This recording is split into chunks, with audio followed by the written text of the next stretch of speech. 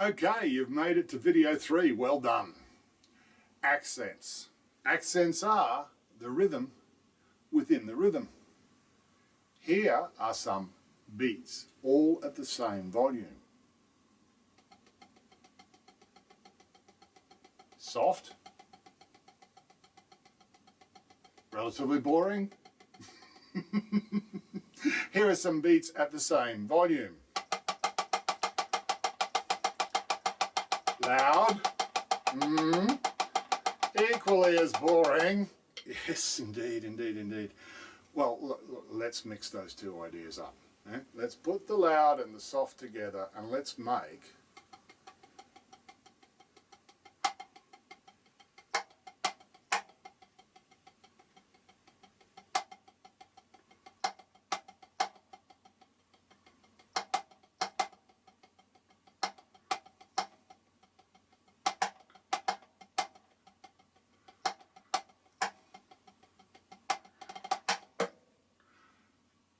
the rhythm within the rhythm. Let's control accents. Let's learn to control accents so that we get this musicality in our playing.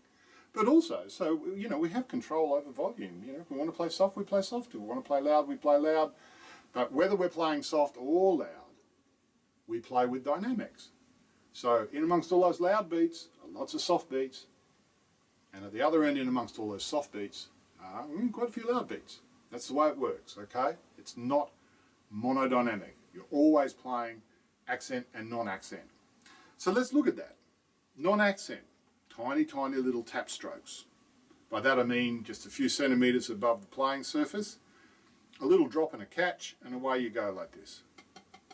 There we go, tap strokes. Tap, tap, tap, tap, tap, tap, tap, tap, tap. That's going to be cool most of the time for anything that you don't want to be an accent. Now when you want an accent, you've got to make a bigger stroke because you can't get a momentum into a stroke 3 centimetres high. If you want to play an accent, you've got to bring the stroke back a little bit. Now, how far you bring it back kind of depends a lot on the speed you're playing at, because the faster you play, kind of the lower everything gets. But just doing it kind of slowly at the moment, I could use a full stroke. That means come right back here, whoa, and throw it down with some force, and look what happens. Boing. I'll do that again. Boing. It's like a basketballer getting the ball and going, and then, boom, back she comes, right? And indeed, back she comes. That's what happens when you throw the stick down like that. It bounces back pretty well to where you started from. It wants to do that. It's just responding like the basketball would to what the energy is you're putting into it. And that's okay if you're just going to continue on with the loud strokes from up here. But remember the tap strokes, they start down here. So if you've got an accent and you want to follow it with a tap stroke, then it's no good being up here because you're not going to play a tap stroke from up here. Somehow you've got to truncate that rebound. You've got to cut that rebound off in its prime so that as it leaves the pad, you grab it momentarily. Right? Just a little pulsing grab of the hand will stop that stick coming back. But don't grip down on it tightly, right? It's just a little grab and release. Because we don't want the hand to be tense. We want the hand to stay soft and fluid, yeah? But we also want to be able to play a full blood accent and truncate or cut off the natural rebound that would normally occur. Why? Well, so we can play a tap stroke next. Not surprisingly, I have another exercise sheet for you, which I'll incorporate into the video. And this is just playing single strokes in eighth notes or quavers with the count of 1 and 2 and 3 and 4 and. And you'll see quite clearly which beats are accented. They have the accent marks above them, little arrowhead. And in the first exercise, it's the first 2 beats, so it's 1 and the and of 1. So if I was to count that with the dynamics that are written, I'd count it like this. 1 and 1 and 2 and 3 and 4 and that's the way I want to play it. I want to play 2 full-blooded accents that both stop 3 centimetres off the pad on the rebound. They're my 2 accents. And then I want 6 tap strokes.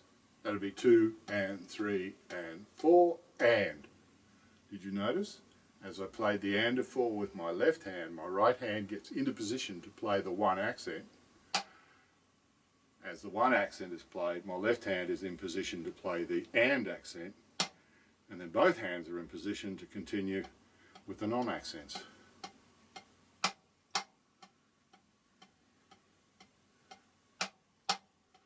Got the idea?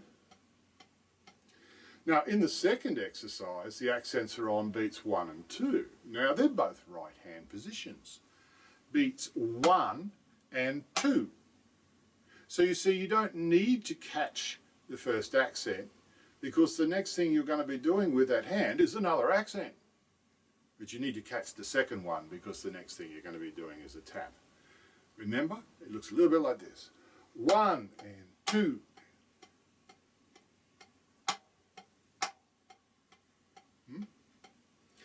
Exercise 3 shifts the second accent to the and of 2, which puts it back on the left hand. 1 and 2 and 3. 1 and 2 and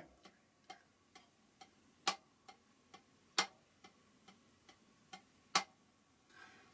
So you get the idea how this sheet works. You can work through the rest of the exercises at your own pace.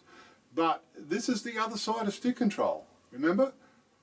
We've got the grip, we've got the bounce, and now we've got the accent. Most importantly, equally on either hand. Okay? So work on that and see where it takes you. You will find, if you listen, that what you are playing with the accents is the rhythm within the rhythm.